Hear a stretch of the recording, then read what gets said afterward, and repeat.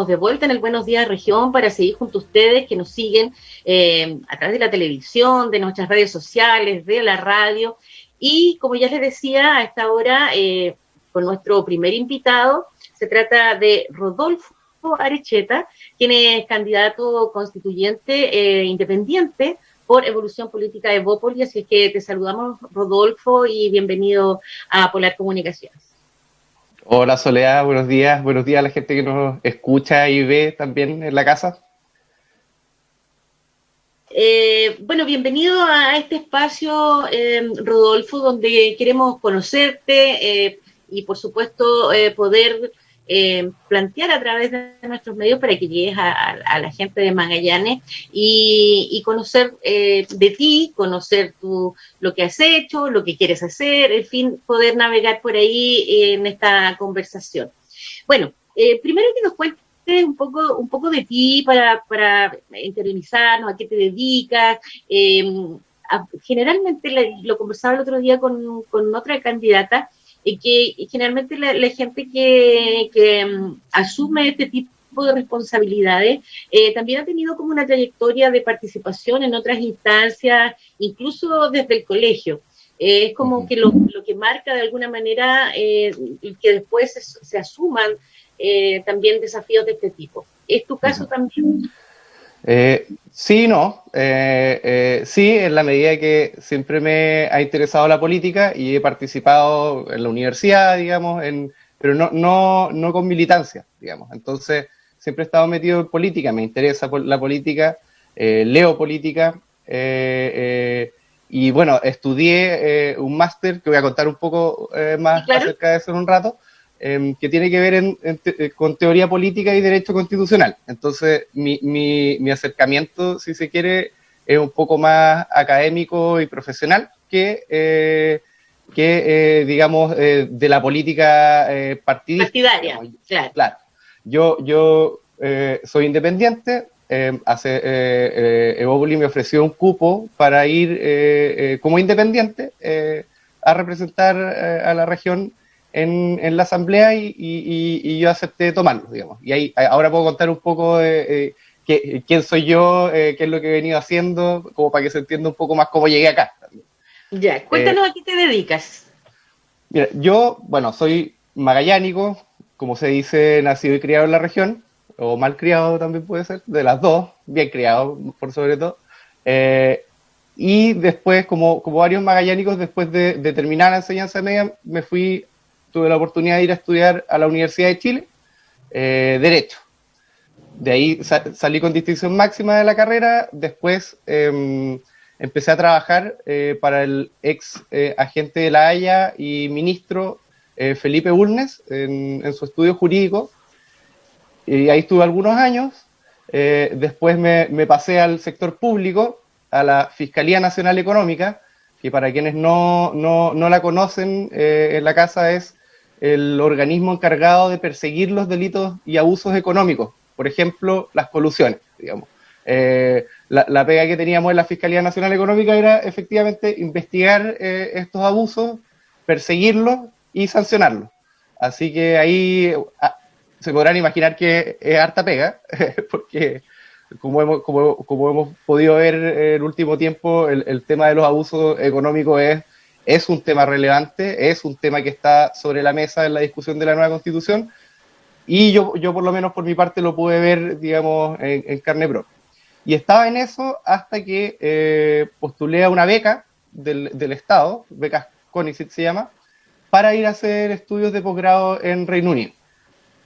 Me gané la beca y fui a Reino Unido a hacer estudios de posgrado, y ahí di un poco un giro a mi carrera, porque si bien yo venía como del lado del derecho público económico, que se llama, que es el tema de la Fiscalía Nacional Económica, siempre me interesó el derecho constitucional y la teoría política. Entonces, tomando la oportunidad de la beca, me fui a formar a Reino Unido en estas materias, digamos, y obviamente ahí pude conocer las constituciones de distintos lados. Mi tesis se trata acerca de el Banco Central en la Constitución. Es un análisis más o menos de derecho comparado de cómo funciona y con algunas propuestas, obviamente, en relación a qué podríamos mejorar del Banco Central en nuestra Constitución. Esa fue mi tesis. Entonces, y bueno, estaba en eso cuando me pidieron de Opel si podía ayudar a hacer unos talleres de Derecho Constitucional.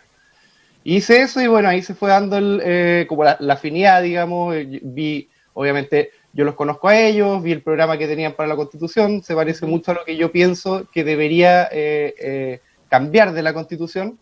Entonces, cuando me ofrecieron el cupo, vi que había este tipo de esa conexión, y yo sin ser militante y sin estar vinculado al partido, me ofrecieron esta posibilidad que yo, después de pensarlo, acepté. Así que acá estamos de alguna forma recogiendo el guante, esto de las caras nuevas, de la gente nueva en política. Decidimos tomar el guante y acá estamos con una candidatura que es fresca y tratando de que sea un poco distinta a lo que se ha visto en el sector durante los últimos años.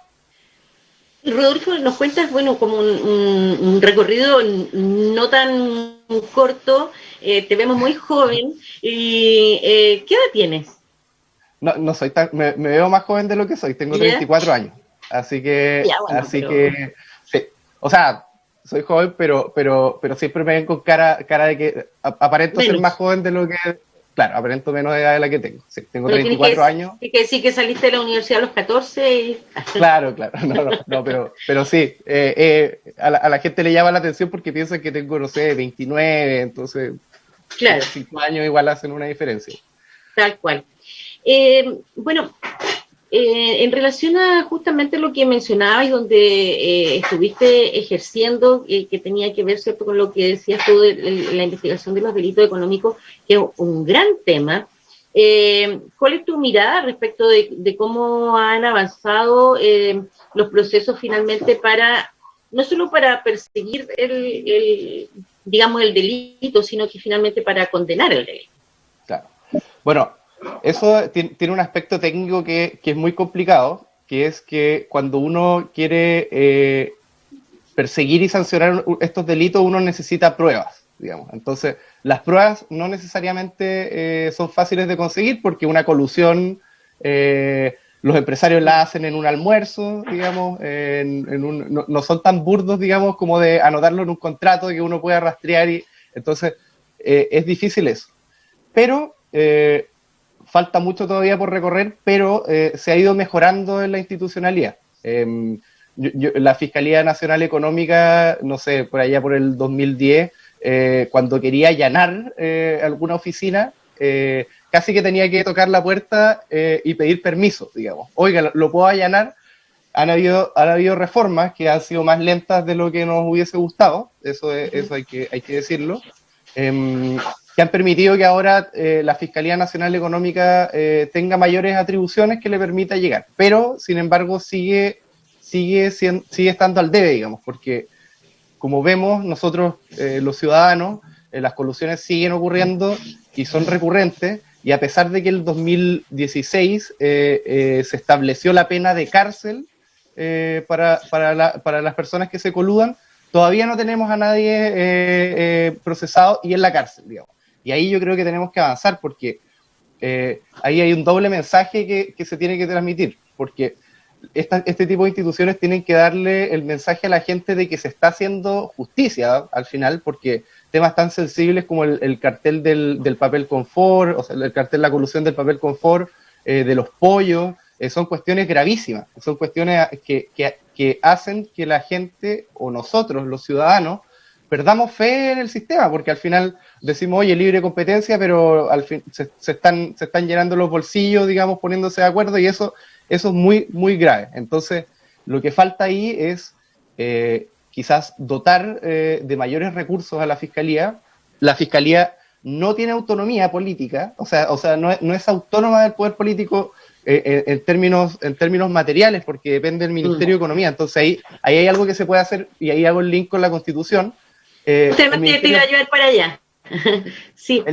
El Ministerio Público, por ejemplo, que es la Fiscalía, que no es la Fiscalía Nacional Económica, son instituciones distintas, tiene autonomía constitucional, pues, y la Fiscalía Nacional Económica no, digamos. Entonces, ahí hay una cuestión que se podría hacer, que es quizás dotar de mayor autonomía a la Fiscalía Nacional Económica para que no tenga conexión con el mundo político, porque más encima, como todos hemos podido ver, ahí hay un link entre el poder político y el poder económico, que es lo que nos tiene a todos de alguna forma enojados, digamos. O sea, a nosotros los ciudadanos esta cuestión de las colusiones y que al final paguen, o sea, que uno se pasa una luz roja, digamos, y se puede ir detenido y los empresarios y los políticos financian ilegalmente sus campañas, se coluden y no pasa nada, digamos. Entonces, esa brecha, eso puede pasar una o dos veces, pero cuando uno lo ve tanto y lo ve tan reiteradamente, yo creo que genera, por lo menos a mí como ciudadano, me genera una distancia. Digo, oye, esta cuestión no está funcionando. Y yo creo que eso explica, además de otros factores, lo que pasó el 2019 y por qué la gente, cuando el ministro dice levántese más temprano, se indigna tanto, porque es como ya, como en serio, así como, porque hay esta distancia que se ha generado y que produce desconfianza de que hay una justicia para unos y hay una justicia para otros. Y el poderoso, ya sea por poder político o por poder económico, siempre se salva. Entonces, esa cuestión es súper grave, también para la confianza, y es parte de los motivos que nos lleva a esta crisis, yo creo. O sea, hay más, pero ese es uno, yo creo. No sé si, yo creo que todos estaríamos de acuerdo en eso, digamos. No sé. O sea, claro, A mí me parece. yo creo que a nadie le gusta, salvo los beneficiados. Pero claro, ahí hay un tema realmente, porque además no es digamos, algo aislado, sino que es algo reiterativo y que ha permanecido en el tiempo y que, como tú señalas, finalmente, a pesar de la investigación, a pesar de la evidencia, no existe la justicia. Claro.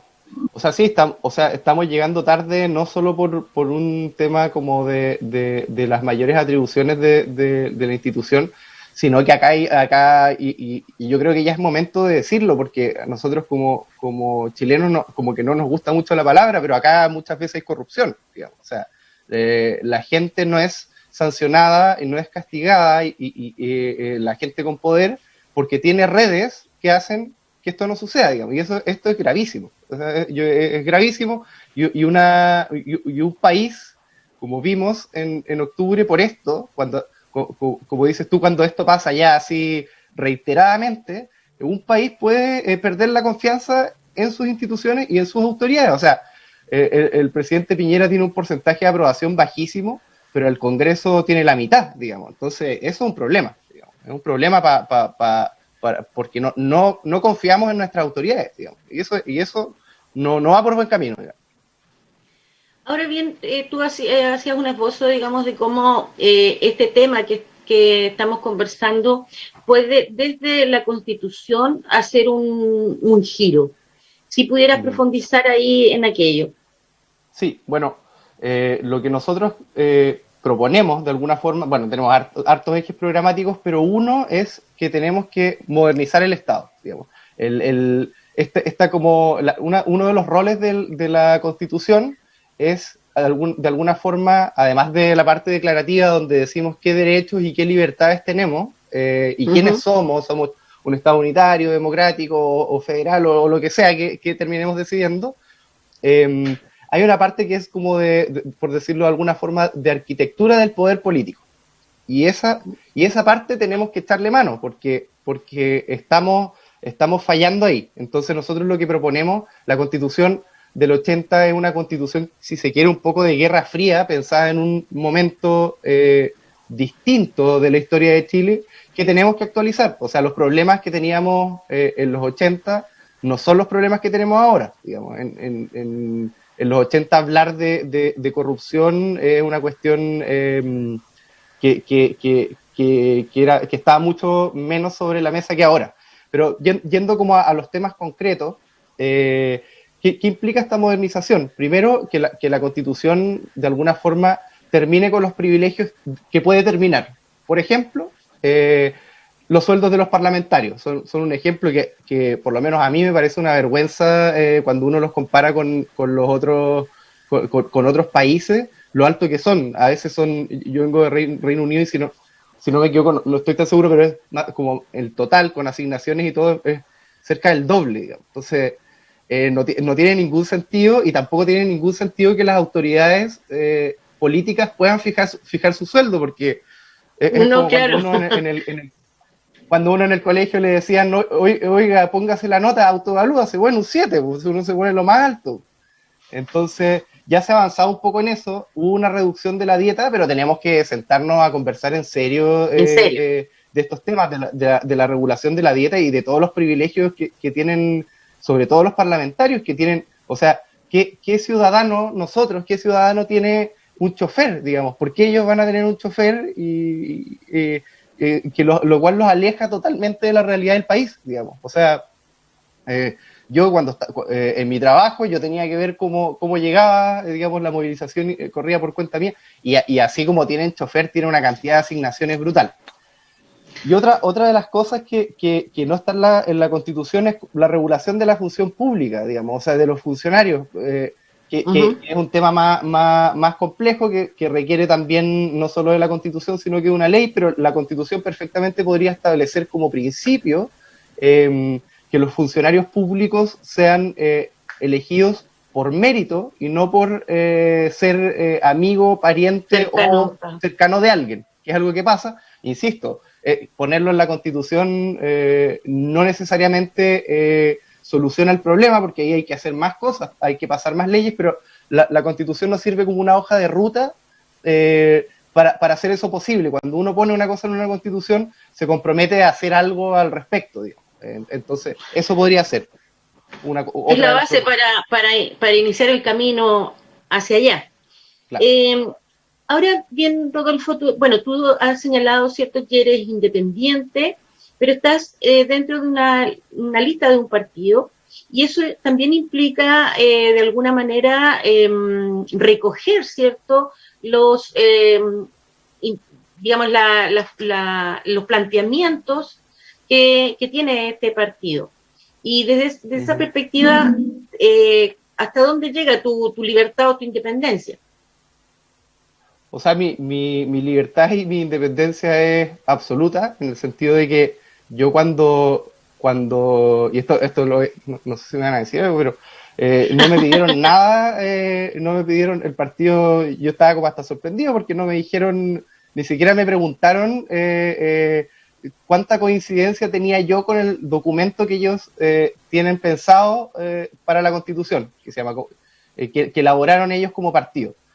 La coincidencia era mucha, pero me llamó la atención de que ni siquiera me preguntaran, oye, ¿estáis de acuerdo? Yo no estoy de acuerdo con todo el programa constitucional de ellos. Yo tengo diferencias, y esas diferencias yo las quiero llevar, porque al final acá yo soy independiente y ellos saben eso, y lo que yo pienso es lo que yo voy a llevar a la convención, a pesar de que hay mucha coincidencia en el programa, digamos. Así que fue como, me llamó hasta un poco la atención de que no me hayan ni siquiera preguntado si estaba de acuerdo o no. Casualmente sí estaba, porque el partido, lo que yo comparto con el partido es que el Evópoli tiene principios liberales, y yo me considero un liberal. Entonces de ahí viene la coincidencia. ¿Y qué quiere decir ser liberal? A grandes rasgos es que podamos respetar y desarrollar los proyectos de vida de cada uno. Y eso también tiene un compromiso social, digamos, porque si es que uno está por eso, de que una constitución tiene que permitir el desarrollo y los proyectos de vida de cada uno, tiene un lado social en la medida de que hay ciertas cosas que tenemos que hacer para que eso suceda, digamos, porque una persona que no tiene acceso a la vivienda, acceso a servicios públicos, acceso a buena educación, difícilmente va a poder desarrollar su propio plan de vida, porque, no sé, hay trabajo infantil, hay personas que viven en condiciones que no les permiten desarrollar su propio plan de vida. Entonces, cuando nosotros no están las necesidades básicas cubiertas, finalmente, claro. Eso no tiene ningún sentido, claro.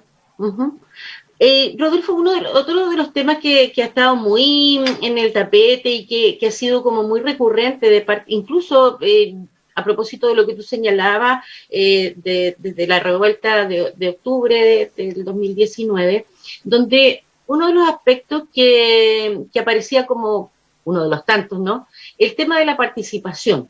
¿Cierto? De sentirse parte de las decisiones, de sentirse proponiendo, haciendo, ser parte. ¿Cómo piensas tú también recoger y hacer partícipe a la comunidad magallánica si fueras electo? Bueno, eso es súper importante porque ahí hay un tema de legitimidad de esta constitución que de repente damos un poco por supuesto de que va a salir con vítores y aplausos de todos, y eso no necesariamente es así, digamos. Vamos a estar en un problema grave si es que en el plebiscito, por ejemplo, termina 51-49. ¿Cómo nos deja eso en cuanto a legitimidad, digamos? O sea, uno tiene la mitad de la población resistiendo una constitución, y eso es complicado. Yo vengo como les decía, del Reino Unido, donde pasó eso. De hecho, para el Brexit, cuando decidieron separarse, Reino Unido decide separarse de Europa, hicieron un referéndum que terminó así, 49-51, y es una cuestión que trajo problemas hasta ahora, digamos, lo acarrean, porque había la mitad del país estaba dividido. Entonces, ¿qué tenemos que tratar de hacer nosotros como candidatos o como constituyentes electos? Ojalá yo tenga la suerte de serlo. Y también los ciudadanos, es involucrarnos en este proceso. Es involucrarnos, participar, informarnos y estar atentos, porque acá nos da lo mismo quien salga electo tampoco. Hay gente, me tocó en un programa de Fernando Paulsen estar con un candidato que iba por el distrito 10, que uno miraba los videos y decía que querían sabotear la convención, que querían entrar para sabotearla, porque no creen en eso. Entonces, acá hay distintas, las formas de hacer constitución son distintas, pero hay una forma de que esto salga mal, que es que no nos pongamos de acuerdo. Y ahí la participación de la ciudadanía es fundamental. Y yendo en concreto a qué haría yo, digamos, yo la idea que tengo es, en caso de ser electo constituyente, tratar de lo más posible de como de alguna forma ir comunicando y ir conversando con la gente a la cual estaría representando, digamos, para ver primero sus puntos de vista y también irles informando. Y ahí hay una cuestión que se ha dado mucho y que puede ser problemática, que es el tema, algunos han planteado que los constituyentes puedan ser revocados por las asambleas locales y ideas así, con las que yo no estoy de acuerdo. Yo creo que el constituyente tiene el deber de informar y decir qué está haciendo y con argumentos fundados a la gente que lo eligió. Pero el problema de lo otro, de lo que proponen los otros, es como cuál es el mecanismo y quiénes son los que deciden sacar al constituyente o no, porque al final, por ejemplo, en un cabildo, uno hace un cabildo y la gente que llega es gente que piensa más o menos lo mismo, son autoconvocados, no toda la gente quiere ir a los cabildos. O sea, hay mucha gente que le tiene miedo porque si uno piensa distinto al otro, uno llega y es el único, por ejemplo, una persona de derecha en un cabildo de izquierda, o se lo pueden hasta agredir, digamos. Entonces, ahí hay que tener cuidado. Yo sí creo que los candidatos, o sea, y los constituyentes eventualmente tienen el deber y la responsabilidad de acercarse y hacer una comunicación fluida, recoger opiniones de las personas a las que representan, pero al mismo tiempo hay también un sentido de responsabilidad de que si uno sale electo, tiene que tratar de hacerlo mejor en base a lo que uno cree, tiene que tratar de hacer lo mejor en base a lo que uno cree, y de repente va a haber gente que no va a estar de acuerdo, digamos, y no caer en la tentación de dar, y por eso ahí hay un tema de liderazgo, de dar solo por ser popular, digamos, el amén a gente que de repente ni siquiera es tanta, que hace ruido, pero que no es tanta. Bien, Rodolfo. hemos concluido esta entrevista esta mañana. Te agradezco muchísimo el haber conversado con nosotros, habernos contado de ti, ¿cierto? Para que la gente te conozca, pero también de lo que piensas y cómo sientes y cómo quieres, digamos, la eventualidad de ser electo, hacer tu aporte en esta nueva constitución. Que estés muy bien. Muchas gracias, Soledad, y gracias a todos los que están viendo y escuchando por su atención. Estamos con Rodolfo Arechieta, candidato constituyente. Él es independiente y se presenta en la lista de Evolución Política de Magallanes, Evópolis. 9 de la mañana en punto. Momento preciso para ir a una pausa y ya volver con más de Buenos Días, Región.